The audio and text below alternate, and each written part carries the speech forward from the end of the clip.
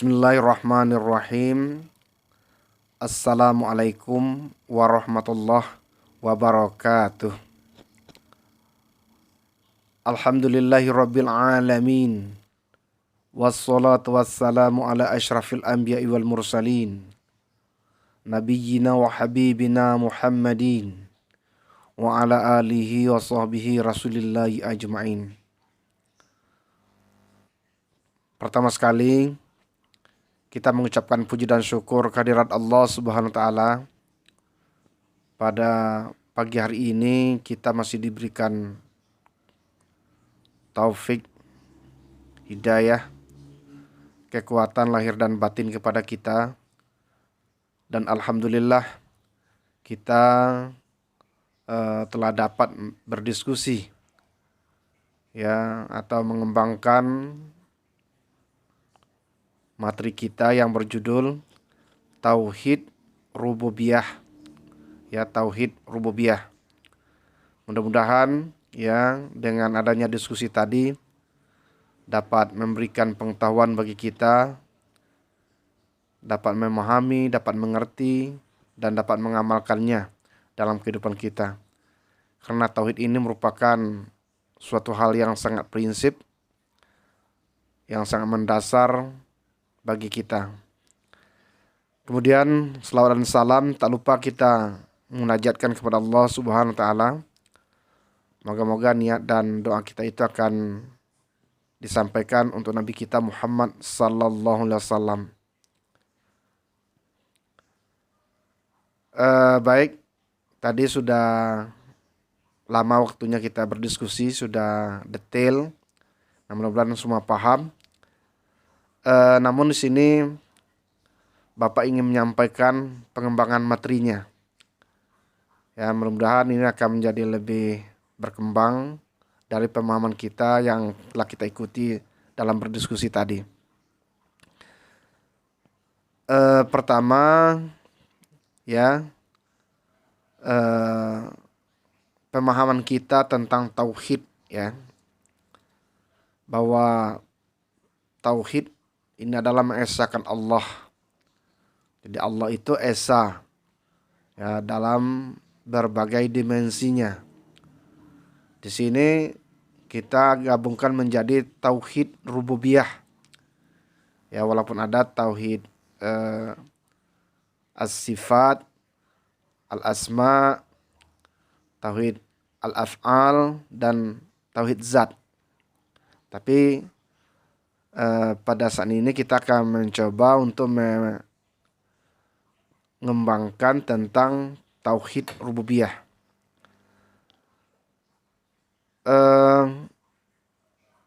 Rububiyah itu sendiri berasal dari kata Rob. Kata Rob. Kata Rob ini digunakan dengan penggunaan yang hakiki. Dan juga secara idafi dan majazi. Rububiyah adalah kata yang dinisbatkan kepada salah satu nama Allah Subhanahu wa taala, yaitu Rob. Jadi rububiyah itu berakar dari kata Rob, namanya sendiri. Kalau disebut dengan Rob, ini memiliki beberapa arti yang dapat disandang padanya. Misalnya bisa disebut dengan murabbi, murabbiyun. Murabbi ini diterjemahkan dengan pendidik, pemelihara, pengatur, perawat, penjaga, dan lain sebagainya. Bisa juga pula disebut dengan An-Nasir. An-Nasir itu Allah, Rabb itu adalah penolong. Penolong, dialah yang menolong. Dialah yang membantu. Dia yang membantu, dia menolong semua makhluknya. Andai kata tidak ada dia, maka tidak ada makhluk. Tapi dia maha awal, ya, dan maha akhir dia. Kemudian dia disebut juga dengan Rob Al-Malik, ya. Al-Malik itu adalah pemilik. Jadi pemilik semua alam, ya, apakah yang ada di langit, yang ada di bumi, dan semua isinya, baik yang dapat dilihat oleh indrawi maupun yang tidak. Semuanya pemiliknya itu adalah Rob, dan itu adalah Allah Subhanahu wa taala. Jadi tidak ada yang lain yang menjadi pemilik yang sejati. Sesungguhnya dia adalah pemilik yang sejati.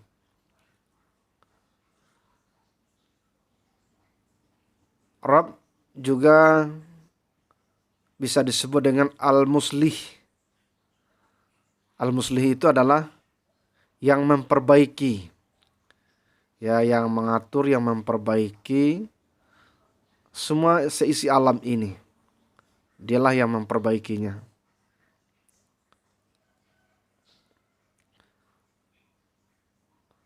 Dialah yang, ya, menurunkan hujan, menjadikan panas, menjadikan dingin.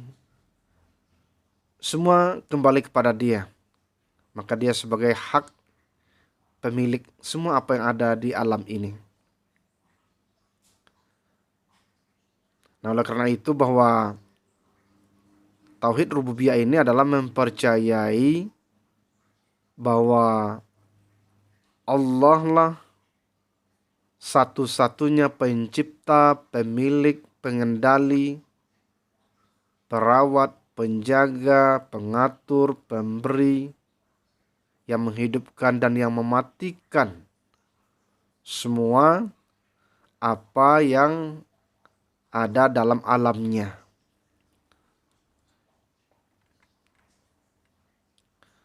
Jadi tidak ada yang dapat menandinginya, tidak ada yang dapat menyamainya atau menyerupainya.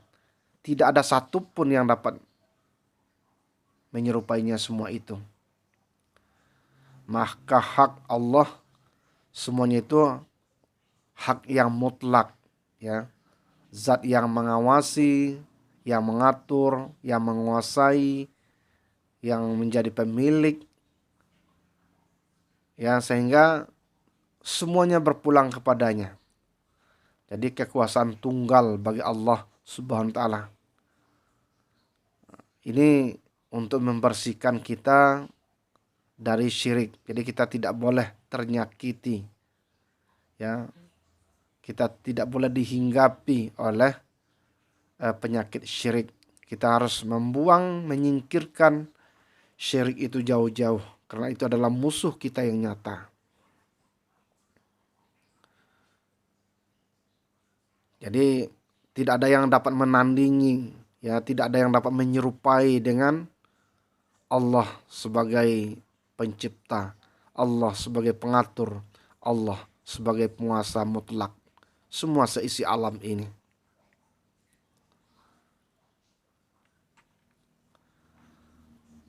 Kita bisa melihat misalnya di dalam firman-Nya di dalam surah Az-Zumar ayat 62. A'udzubillahi minasyaitonir rajim. Allahu khaliqu kulli syai'in wa huwa ala kulli syai'in wakil. Allah menciptakan segala sesuatu dan dia memelihara segala sesuatu. Artinya semua yang dia ciptakan, dia juga yang memeliharanya. Apa yang ada di langit, apa yang ada di bumi, dan apa yang ada di antara keduanya, semuanya ciptaan Allah. Dan dia pula yang menjaga, yang merawat, yang memberi makan. Dan dialah yang mengatur semuanya. Nah, oleh karena itu bahwa tauhid rububiyah ini adalah suatu kepercayaan bahwa yang menciptakan alam dunia beserta isinya ini hanyalah Allah sendiri, tanpa bantuan siapapun, tanpa bantuan dari makhluk apapun namanya. Dunia ini, ya, ada yang menjadikan, yaitu Allah Subhanahu wa taala. Allah Maha Kuat, Allah Maha Berkehendak, Allah Maha Mengetahui, Allah Maha Berkata-kata, Allah Maha Mendengar, dan Allah Maha Segalanya. Ya, tidak ada keterbatasan kemahakuasaan Allah Subhanahu wa taala. Semuanya Dia kuasa membuatnya. Maka keyakinan inilah yang disebut dengan tauhid rububiyah. Jadi memang hati kita, keyakinan kita, pikiran kita, semua kita pulangkan bahwa Allah lah yang mutlak atas segala sesuatu.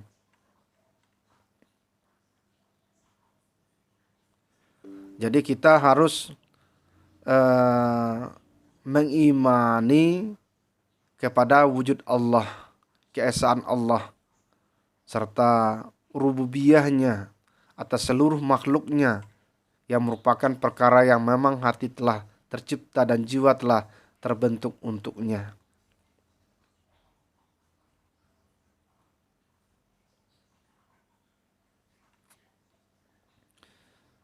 Misalnya pula dapat kita lihat di dalam firman Allah di dalam surah Al-An'am ayat 102 yang berbunyi, A'udzubillahi minasyaitonirrajim. Dzalikumullahu rabbukum la ilaha illa huwa khaliqu kulli syai'in fa'buduhu wa huwa ala kulli syai'in wakil. Yang memiliki sifat-sifat yang demikian itu ialah Allah, Tuhan kamu. Tidak ada Tuhan selain Dia, pencipta segala sesuatu. Maka sembahlah Dia, dan Dia adalah pemelihara segala sesuatu. Jadi tidak ada keraguan bagi kita, tidak ada kesangsian bagi kita. Memang Allah lah yang sebagai pencipta segala sesuatu, ya, baik yang nyata maupun yang tidak nyata. Dan karena itulah, karena kekuasaannya, kemutlakannya, maka kita wajib menyembahnya. Ya, wajib patuh, tunduk, taat kepadanya. Karena Dialah yang menciptakan kita dan Dialah yang memelihara kita dengan memberi makan dan lain sebagainya.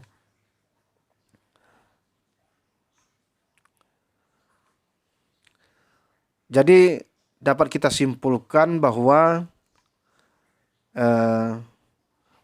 tauhid rububiyah ini adalah meyakini bahwa Allah Subhanahu wa taala sebagai Tuhan satu-satunya yang menguasai dan mengurus serta mengatur alam semua ini.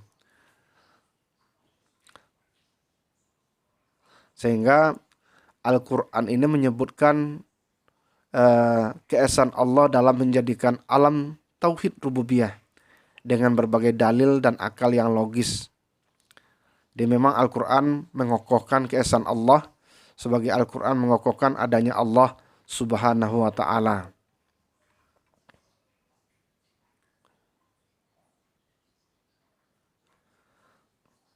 Paham ya?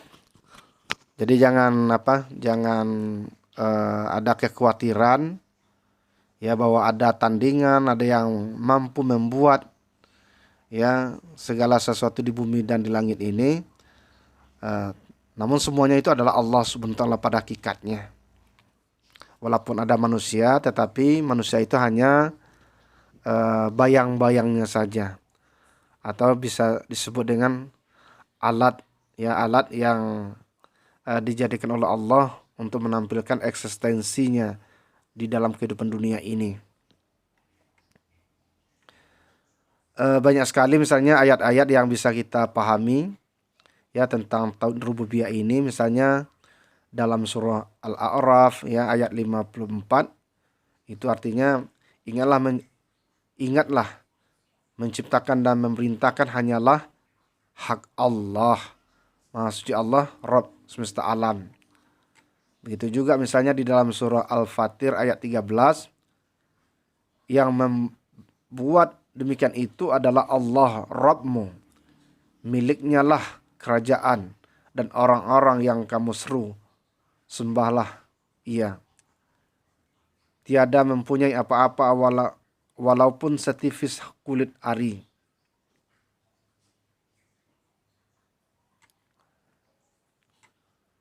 Bisa juga misalnya dibaca di dalam surah Al-Fatihah ayat 2. Ya mungkin itu semua hafal. Alhamdulillahirabbil alamin. Segala puji bagi Allah, Rabb penguasa semesta alam. Dan banyak lagi pada ayat-ayat yang lain yang menjadi dasar keyakinan kita untuk mengatakan bahwa Allah adalah semua kita yakini sebagai pembuat, sebagai pencipta, dan lain sebagainya. Kemudian ada beberapa ciri-ciri atau indikator orang itu disebut memiliki tauhid rububiyah. Ya, pertama yang terkait dengan ciptaannya. Ya, indikator orang bertauhid rububiyah dengan ciptaannya itu adalah pertama, ia selalu ingat Allah Subhanahu wa taala ketika melihat semua ciptaannya. Jadi ketika dia memandang makhluk, ya, dia menyadari bahwa ini ada yang menciptakan. Nah, yang menciptakan itu adalah Allah. Jadi tidak hanya terlihat makhluknya saja, tetapi dia sampai sadar ingat bahwa makhluk itu ada yang menciptakan, yaitu Allah Subhanahu wa taala. Yang kedua, selalu menjaga dan memelihara semua ciptaannya. Jadi ketika ya dia memiliki tauhid ini, dia meyakini, menyadari ya dengan penuh kebaikan, dengan penuh niat yang tulus dan ikhlas untuk menjaganya.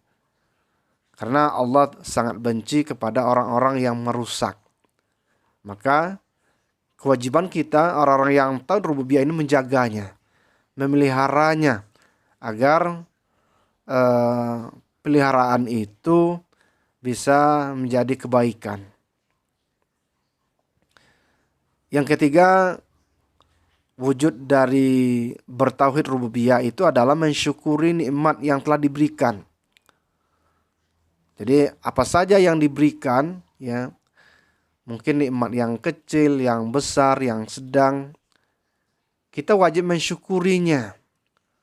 Jadi kita mensyukurinya itu sebagai indikasi kita memiliki tauhid rububiyah. Ya, sampai kita menjaganya dengan kebaikan itu, mensyukurinya itu juga merupakan tanda kita bertauhid rububiyah. Ya, dan banyak lagi misalnya contoh-contoh lain yang bisa kita jadikan sebagai indikator kita memiliki tauhid rububiyah itu dalam ciptaannya. Kemudian indikator yang kedua, orang disebut memiliki tauhid rububiyah itu adalah dengan kuasanya Allah. Ya, dalam kuasanya Allah. Misalnya selalu meyakini dengan sepenuh hati segala yang terjadi di alam. Ya, di alam atau di dalam kehidupannya. Bahwa itu semuanya terjadi atas iradah Allah atau kudrah Allah Subhanahu wa taala. Jadi Allah, apa yang terjadi, apakah musibah ataupun bencana, ya mestinya kita harus mengembalikan bahwa semua sesuatu datang dan lari itu karena Allah. Jadi kita harus menyandarkan keyakinan kita terhadap seperti itu. Kemudian selalu dapat mengambil hikmah ya atas segala sesuatu yang terjadi. Apakah kejadian itu mungkin kebaikan ataupun sebaliknya keburukan. Tapi yang dituntut bagi kita itu adalah bagaimana kita mengambil iktibar, pelajaran ataupun hikmah di balik semua yang terjadi itu. Ini merupakan juga orang-orang yang memiliki tauhid rububiyah. Jadi mampu mengambil manfaat, mampu mengambil hikmah ya mampu mengambil pelajaran atas peristiwa yang terjadi itu.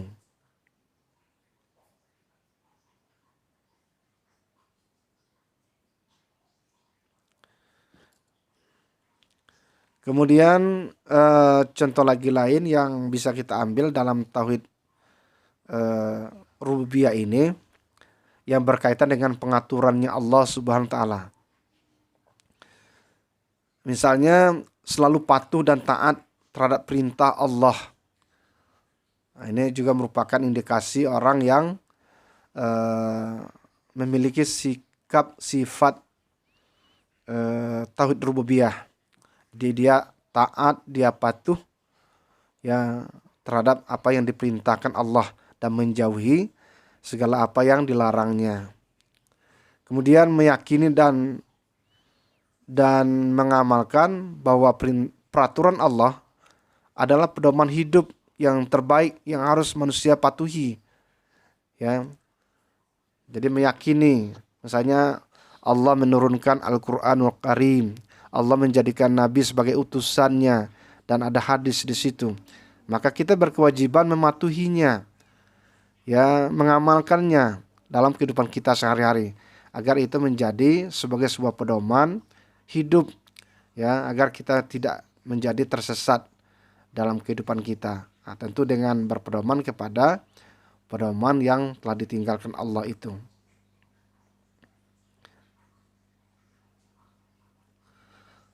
Nah, oleh karena itu ya tauhid rububiyah ini memang kita harus betul-betul memiliki pengetahuan tentang itu, kita yakini, kemudian kita amalkan dalam kehidupan kita agar kita dapat terjauh ya dari syirik. Karena kita mengatakan bahwa syirik itu adalah dosa yang paling besar. Maka kita harus sadar, kita harus connect terhadap tauhid ini agar tersingkirlah ya sifat-sifat yang tercela dalam diri kita. Inilah mungkin yang dapat saya sampaikan dalam sesi pengembangan materi ini. Nah, mudah-mudahan ya semua mahasiswa bisa mengerti, sebuah paham dan dapat menjadi amal kita dalam kehidupan kita sehari-hari. Saya tutup dengan ucapan hamdalah, alhamdulillahirabbil alamin. Wabillahi taufik wal hidayah. Wassalamualaikum warahmatullahi wabarakatuh.